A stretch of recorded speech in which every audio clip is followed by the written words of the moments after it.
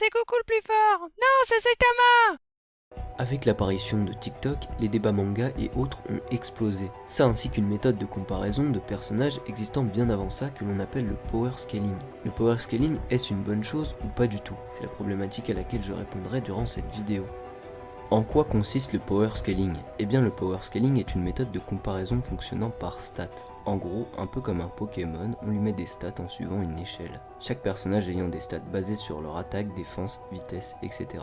Pour faire simple, cette méthode de comparaison ne fonctionne pas, car si on traduit le nom power scaling, donc échelle de pouvoir ou mise à l'échelle de pouvoir, un problème s'impose. En effet, nous n'avons aucune idée de sur quelle échelle se basent ces comparaisons. De plus, si on s'y attarde plus, on comprendra qu'il s'agit surtout d'une échelle de puissance brute, avec des comparaisons comme Continental, Planetary ou Uniplus qui se basent sur la capacité de destruction d'un personnage qui d'ailleurs des fois est complètement biaisé et basé sur rien. Le problème n'est pas tant de juste calculer le niveau de destruction, mais plus qu'on se base sur ses capacités à se battre avec une force brute pour établir une échelle sur laquelle se baser pour définir quel personnage pourrait battre un autre. Si on se base sur l'échelle, Goku est universel plus et massive FTL plus.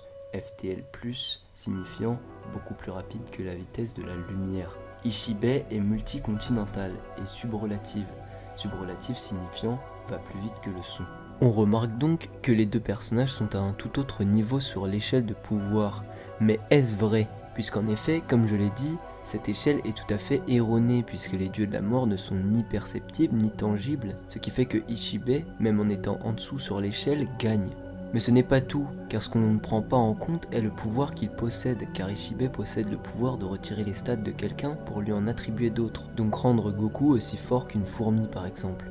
On se rend donc vite compte de la fiabilité de cette fameuse échelle de pouvoir, ne pouvant pas calculer si un personnage peut l'emporter sur l'autre ou non. Je vous donne un autre exemple.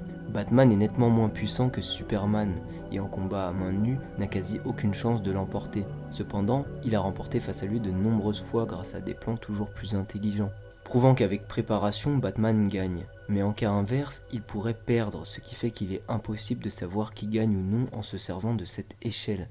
En conclusion, je dirais donc qu'il n'est pas possible de prévoir qui gagne en combat contre un autre personnage, dû au fait qu'il y a beaucoup de facteurs à prendre en compte qui ne sont tout simplement pas pris en compte par le power scaling.